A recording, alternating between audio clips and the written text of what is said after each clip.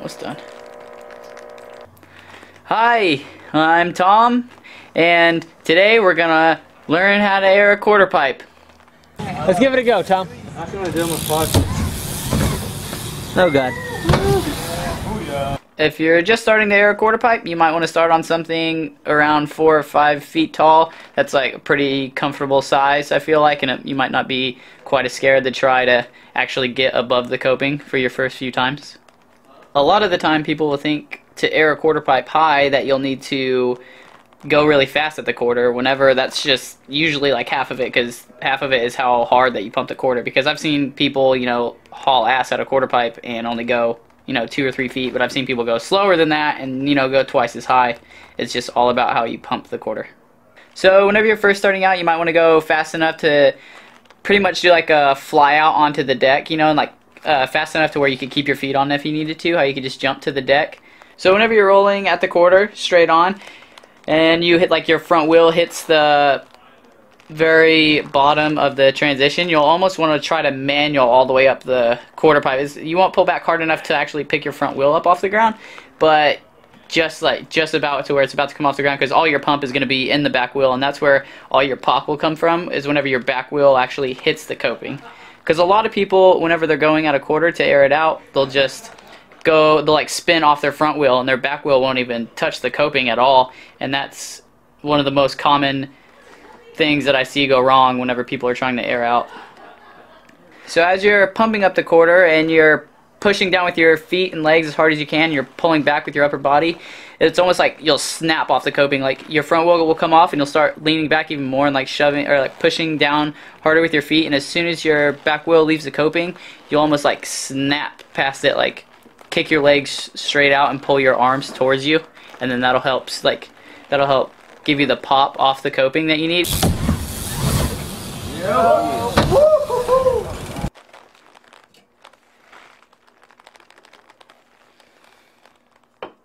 So whenever your back wheel leaves the coping, you'll want to look towards your inner shoulder and spot your landing. And you won't want to you don't want to be jerky about it. Like, you don't want to slam your head over. You just you want to be really graceful in the air and like really relaxed. So right whenever you come off the coping, casually. I was on a fucking roll, dude. She's worth it though.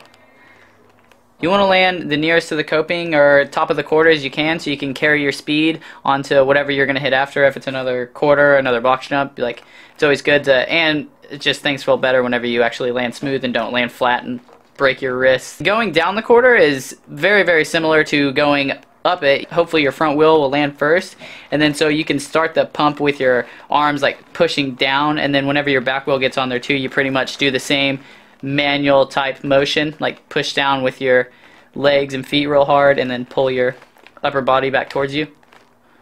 What, your upper body is you, why would you pull towards you?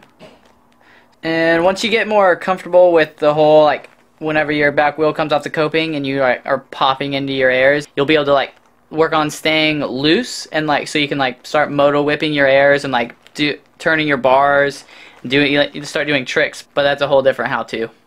Once you start airing the quarters, actually like getting above the coping, you will come across 2 things usually: hanging up or going all the way to flat. Both these are awesome in their own ways.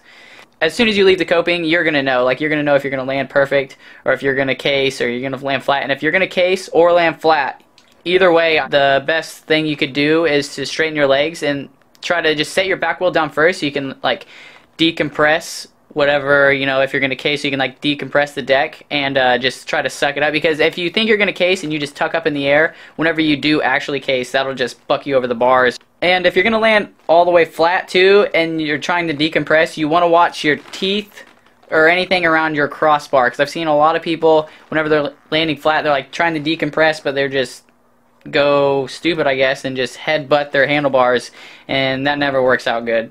So you want to watch out for that. If you run more air pressure in your tires, it's going to make airing out a lot easier. I personally like riding a lot of air pressure in my tires, like around 90, because that helps airing it out like a lot. You know, like you don't have to pump near as hard to get a lot more out of it. If you run like 40 pounds, like while you're pumping up and down the quarter, it just like, you can feel like it's very sluggish. Thanks for tuning in to my How to Air. I hope that it helped you out in some way. If you have any questions, you can just tweet me at @theAaronRoss. Thanks for watching.